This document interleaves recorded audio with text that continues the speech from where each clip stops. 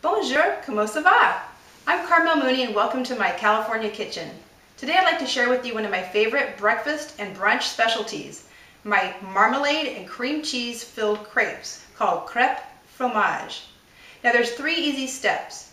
First you make the batter, then you make the filling, and then you actually prepare the crepes. So first I put my 3 ingredients in here, which were 3 eggs, 2/3 cup of flour, and 1 cup of milk. What we're going to do here in a moment is we're going to blend it up for about 30 seconds or so till it's nice and smooth. And then in a minute, we're going to get started on our filling. All right, now that we've made our crepe batter, it's time to start our filling. So first of all, we're going to take 8 ounces of Kraft Philadelphia cream cheese. And then we're going to add 1/3 cup of orange marmalade.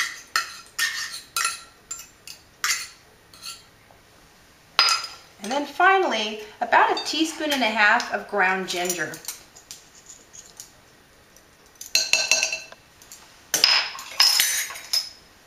Then you're going to take a whisk, or you could use a pastry blender or a fork, or even a food processor if you prefer, and you just start blending it.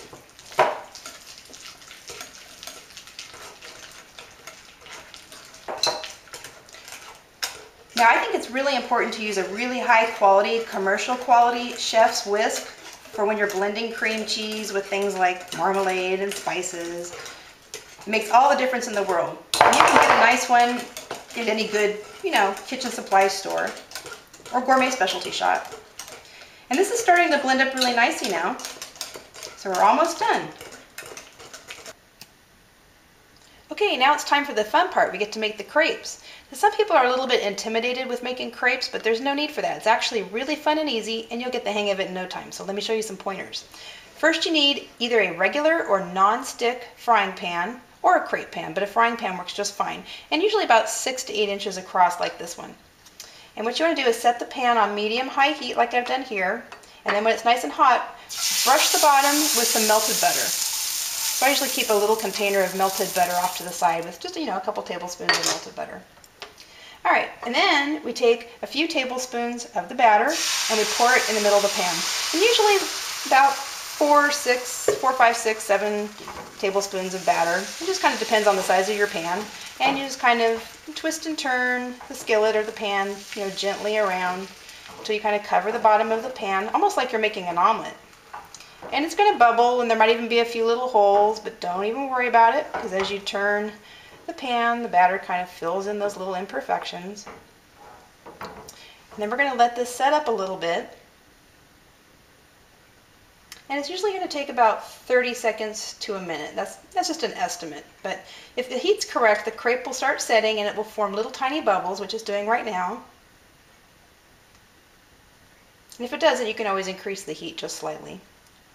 But this one's looking really nice. I don't know if you can see this, but it's setting up really nicely. The surface is starting to get kind of dry, and see how it slips and slides around easily, so that's a good sign. And the edges are very lightly browning up.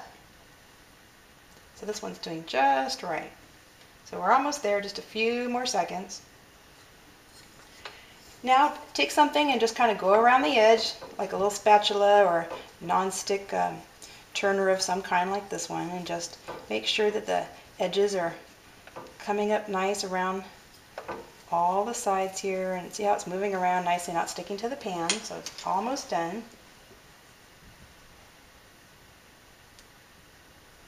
This crepe is beautiful.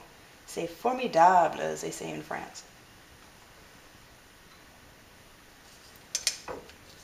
J'ai faim. That means I'm hungry in French.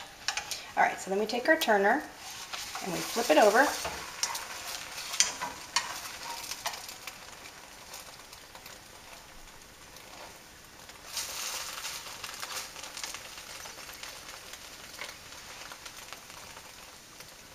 And this one's looking gorgeous.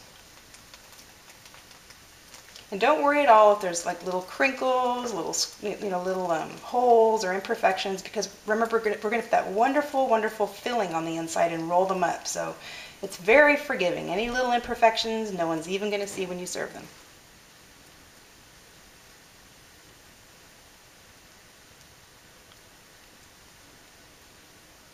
right, so now the other side probably browned up just about right. And we're going to transfer this to a pan now. Okay, now that we've made our crepes, we're going to fill them with that wonderful cream cheese filling. So let me show you. You take 1 or 2 tablespoons of the cream cheese filling, you spread it over the crepe, then you roll it up,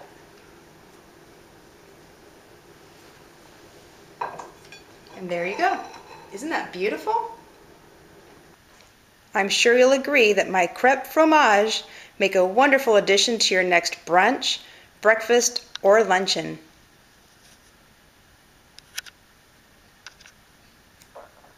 Bon appetit!